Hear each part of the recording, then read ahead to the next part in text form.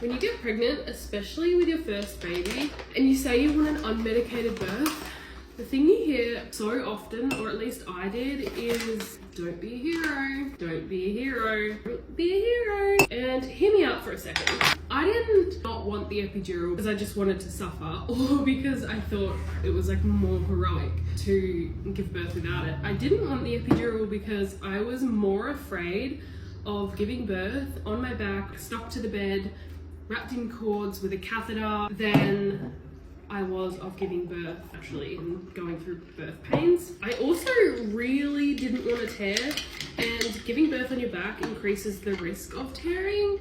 So anyway, with my first daughter, I did it. I had an unmedicated birth and it was hard, it was painful, but at the end it was almost euphoric. So when I got pregnant with my second, I had every intention of having another unmedicated birth. I was even, I would say, looking forward to birth.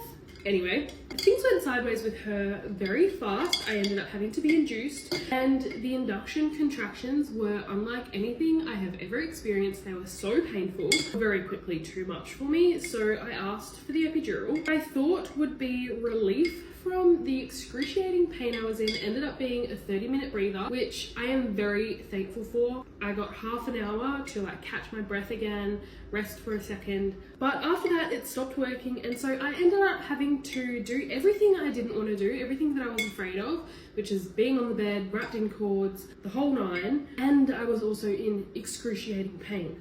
At one point I even passed out from how painful it was. I don't know what's related and what's not and what caused what, but there are a lot of other factors that could play into it. But my daughter ended up getting stuck and almost didn't make it out. I am very grateful for the medical team that got us, like coached us through all of that. After all was said and done, it turns out I had a complication called a dural puncture, which basically means when they did the epidural, they punctured my spinal, the thing that has my spinal fluid in it, and my spinal fluid was leaking out, which was giving me really, really intense headaches. In order to fix that, I had to have something called a blood patch done, which is essentially where they draw a heap of blood out and inject it into your spine in the hopes that it will clot and patch the hole where the fluid's leaking out. I just remember sitting on the edge of the bed and feeling so defeated. It literally felt like the needle was scraping my spine. It was so painful.